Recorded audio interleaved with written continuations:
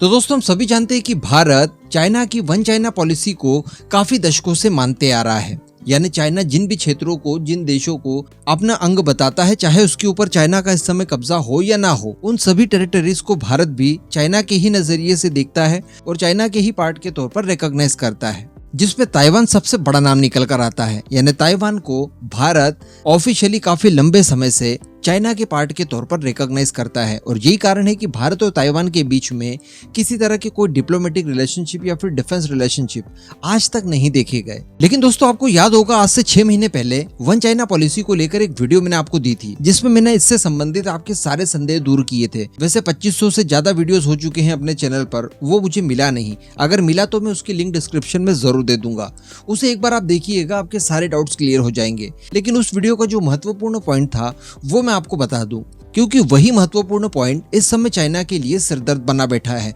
और एक्चुअली भारत ने उसी के आधार पर चाइना की कमजोर नस पकड़ के चाइना का दम निकालना शुरू कर दिया है। तो चलिए आगे जानते हैं कि क्या है वो पॉइंट, क्यों हम लोग इस वीडियो के ऊपर आज डिस्कस कर रहे हैं। आपको सारी चीजें मैं बारीकी से बताने जा रहा हूँ, आप बस खंडवा डिफेंस फैक्ट को सब्सक्राइब जरूर कर लीजिएगा। तो दोस्तों हम लोगों ने डिस्कस ये किया था कि भारत वन चाइना पॉलिसी को मानता तो है, लेकिन पिछले लगभग 1 दशक से भारत ने वन चाइना पॉलिसी को मानने वाली बात को दोहराना बंद कर दिया है।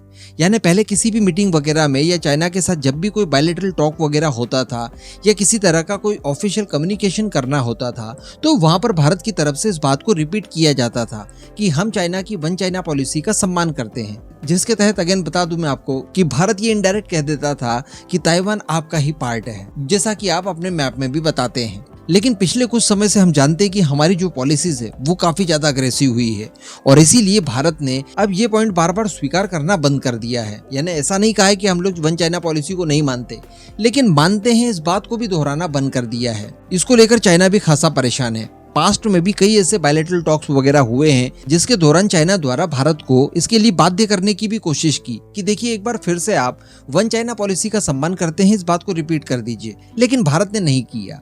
अब इसी का असर देखने के लिए मिल रहा है चाइना और भारत के रिलेशनशिप के ऊपर। देखिए हम लोग पिछले 1-1.5 महीने से लगातार बातचीत कर रहे हैं कि भारत और ताइवान के बीच में जो ट्रेड है वो काफी ज्यादा बढ़ गया है। इवन जो ट्रेड हम लोग पहले चाइना के साथ किया करते थे, जिसमें इलेक्ट्रॉनिक्स मुख्य है, वो ट्रेड भी अब हम लोगों ने शिफ्ट कर दिया है ताइवान के ऊपर। ताइवान के साथ हम लोग फ्री ट्रेड एग्रीमेंट तक की बातें करने लगे हैं। इसके अलावा ताइवान की कई सारी कंपनियां चाइना से निकलकर भारत के अंदर इन्वेस्ट करना चाहती है। इवन कई सारी ताइवान की कंपनियां ऑलरेडी भारत के अंदर इन्वेस्ट कर चुकी है। फॉक्सकॉन इसमें सबसे बड़ा नाम निकल कर आता है। इसके अतिरिक्त दोस्तों अगस्त मंथ के शुरुआत में भारत की तरफ से एक बहुत ही बड़ा कदम उठाया गया, जिसको लेकर हम लोगों ने उस समय डिस्कस किया था, और वो कदम ये था कि भारत के तीनों सेना प्रमुख जो कि रिटायर हो चुके हैं इस समय, यानी थल सेना के प्रमुख MM नरवणे साहब, नौसेना प्रमुख करमवीर सिंह जी और इसके अलावा भारतीय वायुसेना के जो पूर्व चीफ थे RKS भदौरिया साहब, ये तीनों जाते हैं ताइवान के विजिट पर ताइपे, जहाँ पर दोस्तों केटागल फोरम चल रहा था। अब वैसे तो यहाँ पर कहने के लिए हम बड़ी आसानी से कह देते हैं कि ये जो हमारे तीनों सेना प्रमुख हैं ये रिटायर हो चुके हैं और इनका ये जो विजिट था ये इंडिविजुअल इनका विजिट हो सकता है, जिसमें भारतीय सरकार का कोई लेना देना नहीं है। लेकिन एक्चुअली ऐसा ही है, इस बात को स्वीकार कर देना ये भी गलत होगा। क्योंकि मैं एक एग्जांपल के तौर पर आपको RKS भदौरिया साहब के बारे में बता दूं। RKS भदौरिया साहब को रिटायरमेंट के बाद भी एक बड़ी जिम्मेदारी दी गई है और जो यूपी के अंदर डिफेंस कॉरिडोर के अंदर भारत की सबसे महत्वाकांक्षी मिसाइल यानी ब्रह्मोस NG बनने वाली है, उसका कार्यभार RKS भदौरिया साहब के पास ही है। यानी वो रिटायर तो हो चुके हैं, लेकिन उन्हें अभी भी भारत द्वारा कई सारी जिम्मेदारियां दे रखी है। इस तरह से ये तीनों ही सेना प्रमुख रिटायर हो जाने के बाद भी भारत के लिए बहुत महत्वपूर्ण है। भारत की सारी रणनीति और सारी स्ट्रैटेजी वगैरह इन सब के बारे में इनको जानकारी है। इवन ये तो स्ट्रैटेजी मेकर्स हैं। तो ऐसी परिस्थिति में ये बिल्कुल भी नहीं कहा और माना जा सकता कि इनका जो विजिट था ताइवान ये इंडिविजुअल था। ये भारत की तरफ से उठाया गया एक मूव था, जिसमें हम लोग ये बड़ी आसानी से कहकर निकल सकते थे कि अरे वो तो रिटायर वाले एयर चीफ मार्शल वगैरह गए थे, अभी जो मौजूदा सेना प्रमुख वगैरह हैं ये थोड़ी हम लोगों ने भेजे।